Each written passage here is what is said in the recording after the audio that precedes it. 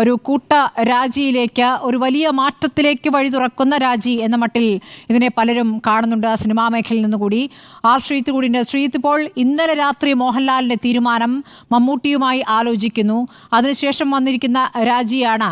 പക്ഷേ ആ രാജി നമുക്കെതിരെ ഒരു നീക്കം നടക്കുന്നു എന്ന മട്ടിലുള്ള ആലോചനയാണ് മോഹൻലാലിന് ഉണ്ടായിട്ടുള്ളത്. അതല്ലാതെ ഈ ആരോപണങ്ങളുടെ പശ്ചാത്തലത്തിൽ അതിൻ്റെ ഒരു സത്യം ജയിക്കണം എന്നുള്ളൊരു തീരുമാനം, അല്ലെങ്കിൽ ഈ ആരോപണം ഉന്നയിക്കുന്നവർക്ക് നീതി കിട്ടിയിട്ടില്ല എന്നൊരു ആലോചനയുടെ പുറത്തുള്ള രാജിയല്ല.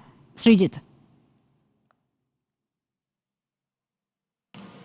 സ്മൃതി, AMMയുടെ പ്രസിഡന്റ് സ്ഥാനത്തിരിക്കുന്ന മോഹൻലാൽ ഇപ്പോഴത്തെ പ്രശ്നങ്ങളുടെ അടിസ്ഥാനത്തിൽ അദ്ദേഹത്തിന് ഈ സ്ഥാനത്തിരുന്ന് ചുമതല നിർവഹിക്കാനുള്ള ബുദ്ധിമുട്ടുണ്ട്. അത്രയ്ക്ക് വലിയ സമ്മർദ്ദമാണ് ഈ പദവി തനിക്ക് നൽകുന്നത് എന്ന വികാരത്തിലായിരുന്നു. അതുകൊണ്ടാണ് ഇന്നലെ അടുപ്പമുള്ള ആളുകളോട് അദ്ദേഹത്തിൻ്റെ രാജ്യസന്നദ്ധത അറിയിച്ച് താൻ ഈ പ്രശ്നങ്ങൾ വലിയ സമ്മർദ്ദം തനിക്ക് നൽകുന്നു, മാത്രമല്ല ഈ പ്രശ്നങ്ങൾ പരിഹരിക്കാൻ തന്നെക്കൊണ്ട് അല്ലെങ്കിൽ ഇപ്പോഴത്തെ കമ്മിറ്റിയെ കൊണ്ട് കഴിയുന്നുമില്ല. ഈ സാഹചര്യത്തിൽ ഇനി പ്രസിഡന്റ് പദവിയിൽ തുടരുന്നതിൽ അർത്ഥമില്ല, അതുകൊണ്ട് സ്ഥാനമൊഴിയുന്നു എന്നാണ് മോഹൻലാൽ അടുപ്പമുള്ളവരോട് പറഞ്ഞത്. ഇതേപ്പറ്റി അദ്ദേഹത്തിന് അടുപ്പമുള്ള മറ്റ് ഈ സിനിമാ രംഗത്ത് പ്രവർത്തിക്കുന്ന സംഘടനാ നേതൃത്വങ്ങളുമായി ആലോചിച്ചു. എന്നാൽ മോഹൻലാൽ ഒറ്റയ്ക്ക് രാജിവെക്കുന്നത് തെറ്റായ സന്ദേശം നൽകുമെന്നും കൂട്ടായ രാജിയാണ് ഇക്കാര്യത്തിൽ അഭികാമ്യമെന്നും അവർ ചൂണ്ടിക്കാണിച്ചു. അങ്ങനെയാണ് നടൻ മമ്മൂട്ടി അടക്കമുള്ള ആളുകളുമായി ഇതേപ്പറ്റി കൂടിയാലോചന നടത്തുന്നത്. ഈ ആലോചനയുടെ അടിസ്ഥാനത്തിലാണ് ഇപ്പോൾ മോഹൻലാൽ രാജിവെക്കാനുള്ള തീരുമാനം വരുന്നത്. മോഹൻലാൽ അടക്കം 17 അംഗ എക്സിക്യൂട്ടീവ് കമ്മിറ്റി പിരിച്ചുവിട്ടുകൊണ്ടുള്ള തീരുമാനം, താനടക്കം രാജിവെക്കുന്നു, ധാർമ്മിക ഉത്തരവാദിത്തം ഏറ്റെടുത്തുകൊണ്ടുള്ള രാജി എന്നുള്ളതാണ്.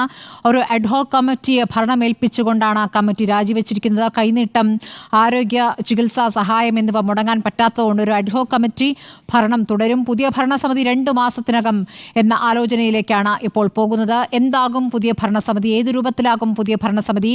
വലിയ മാറ്റം വേണ്ടതുണ്ട് എന്ന ഉറച്ച ശബ്ദം ആദ്യം ഉയർന്നു വന്നത് AMMയുടെ ജനറൽ സെക്രട്ടറി സിദ്ദിഖ് വാർത്താ സമ്മേളനം നടത്തിയതിന് തൊട്ടു പിന്നാലെ തിരുവനന്തപുരത്ത് നിന്ന് പ്രതികരിച്ച ജഗദീഷിൽ നിന്നും വൈസ് പ്രസിഡന്റിൽ നിന്നുമായിരുന്നു. അവിടെ നിന്നാണ് തുടക്കം.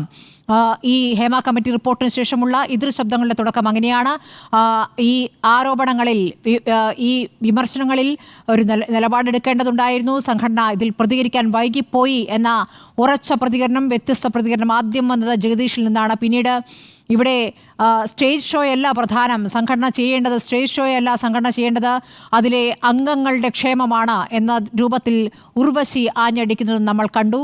അതിനുശേഷം അല്പം വൈകിയാണെങ്കിലും പൃഥ്വിരാജ് ഇന്നലെ നടത്തിയ വാർത്താ സമ്മേളനം, അതിൽ ശക്തമായ വാക്കുകളുണ്ടായിരുന്നു. സംഘടനയ്ക്ക് വലിയ വീഴ്ച പറ്റിയെന്ന പ്രതികരണമുണ്ടായിരുന്നു. ഇരകൾക്ക് നീതി കിട്ടേണ്ടതുണ്ട്, തലപ്പത്തേക്ക് സ്ത്രീകൾ വരേണ്ടതുണ്ട് എന്നതടക്കമുള്ള കാര്യങ്ങളുണ്ടായിരുന്നു. പവർ ഗ്രൂപ്പ് എന്നുള്ളത് തനിക്ക് അനുഭവമില്ല എങ്കിലും അതുണ്ടാകാം, താനും ഒരു ഘട്ടത്തിൽ വിലക്കപ്പെട്ടിട്ട് തനിക്കും വിലക്ക് നേരിടേണ്ടി വന്നിട്ടുണ്ട് എന്ന സാഹചര്യമൊക്കെ അദ്ദേഹം ഓർമ്മിക്കുകയും ചെയ്തിരിക്കുന്നു. ഇപ്പോൾ അതിനു പിന്നാലെ മോഹൻലാൽ ഇന്നലെ രാത്രി രാജി ആലോചിക്കുന്നു, മമ്മൂട്ടിയോട് അക്കാര്യം ചർച്ച ചെയ്യുന്നു.